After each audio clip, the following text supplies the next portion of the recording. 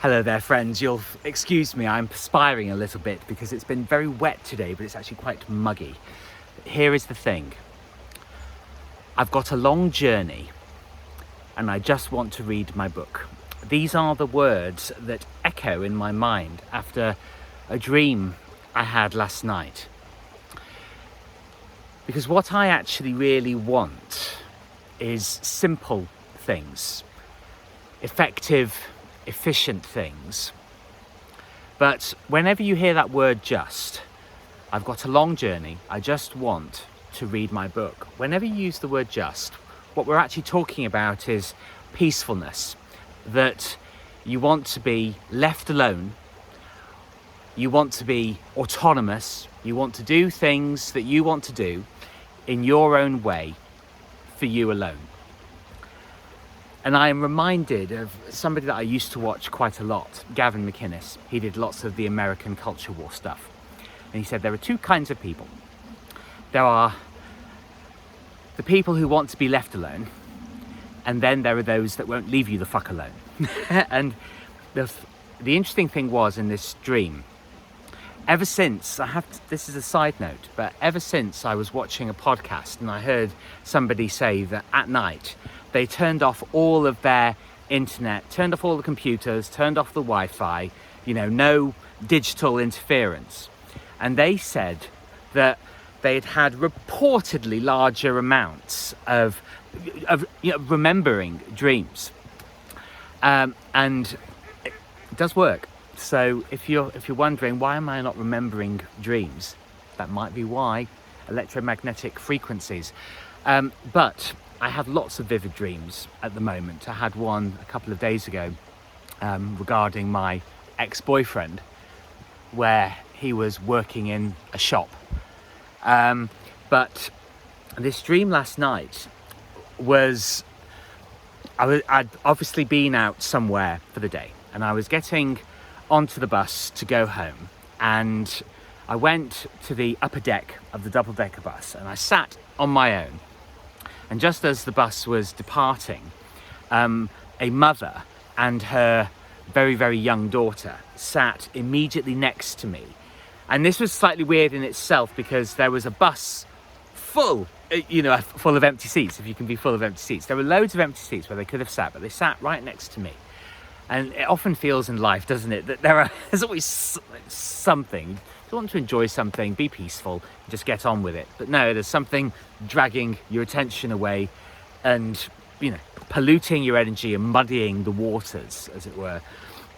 And this little girl that was with her mother started jumping around on the chairs and prodding me and just wouldn't leave me alone. And I was getting really angry about it. But the interesting thing was that despite all of this, I very, very calmly said to this little girl, I've got a long journey, I just want to read my book.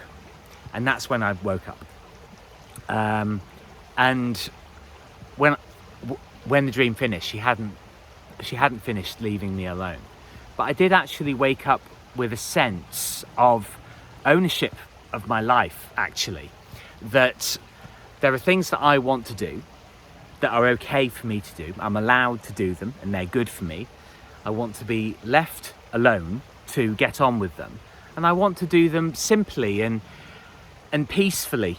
And this has evaded me, this has eluded me for so long that it feels almost impossible just to get on with things. And also, I have to comment on something that happened today, that it seems almost anathema to people to just have simple conversations where they would much rather have a complicated time and sort of bit and piecey information, which I did actually experience earlier on today. Somebody left a comment on one of my posts on Twitter yesterday, and his reply was a poem that he had written down. Now, initially, I assumed that it was a poem that he had written. Latterly, it turns out not the case, but the way that he worded it, it sounded as if he was recommending a book at the same time, and it sounded as if he had gotten this book, and inside the book somebody had secreted a piece of paper in there that was it was sort of ambiguously worded, so it wasn't completely clear. And so he made a few more comments, below the post, but I still wasn't really clear what he meant. So today I asked him about it again, but this time not in the comment thread, but in a private message. Because there's a right way and the right place to do things. So I just wanted it to be private and not sort of air dirty laundry potentially on my feed. And the conversation sort of went on, and I was still kind of getting vague answers. And at one point, and by this point I have to admit that I was starting to get a little bit irascible, a little bit annoyed, a bit frustrated.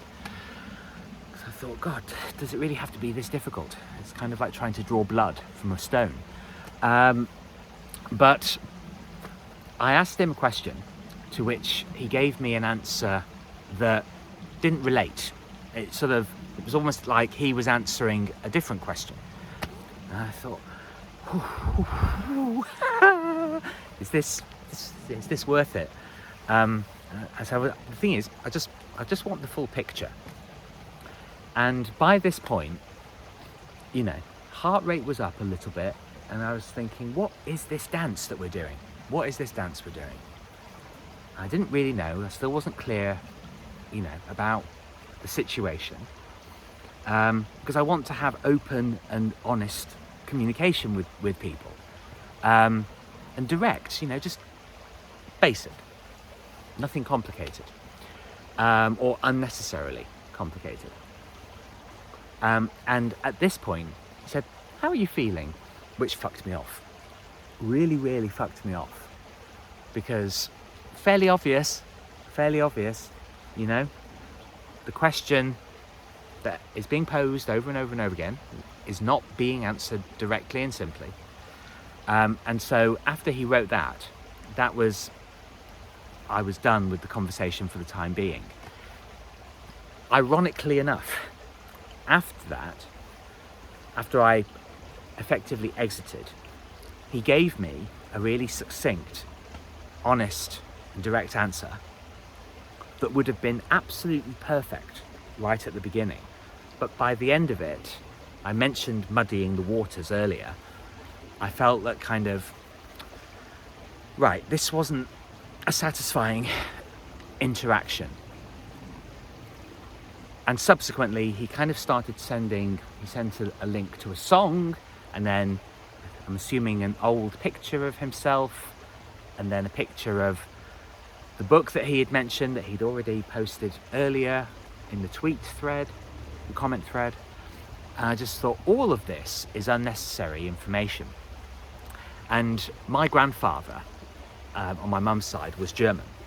And I think that maybe I was channeling the need for efficiency that's come in our time to be incredibly politically incorrect. But this is, honestly, this is what I want. And what the dream highlights is, I've always known what I want, but for some reason I've denied myself it, and always referred attention away from myself to making sure that other people are okay. Now I'm at a pivot point, a turning point for myself, where I'm not going to do that anymore. I'm going to make sure that I'm all right first, because that's where it all stems from. And I understand that in the last few years, I've met various people, and because my life has been chaotic and ambiguous, and I've felt very, confused, all the things that I have talked about on these videos, well, my job is to fix that. And we attract what we are. We attract what we believe, what we act out on a daily basis. And I have felt extraordinary confusion and irritation by people. And so, everything is cause and effect.